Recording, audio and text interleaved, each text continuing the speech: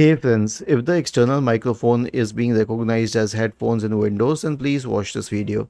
So with the cheaper brands of microphones and cheaper brands of headphones as well, this is a common issue because that is how it is detected by the system. But it's not a problem. I'll give you a workaround for it.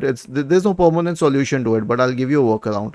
Right click on the start button, select settings from the menu, go to the system tab, select sound and just change the output to something else. You can change it to the output to the speakers of your system or whatever you want as the output. Now in my case too, you must have noticed that the external microphone that I am using is also considered as the output device, even though it doesn't have any output. Okay, so just change the output and it will work well. And this is how you can do the needful. And as for the input, you can change it to the right one.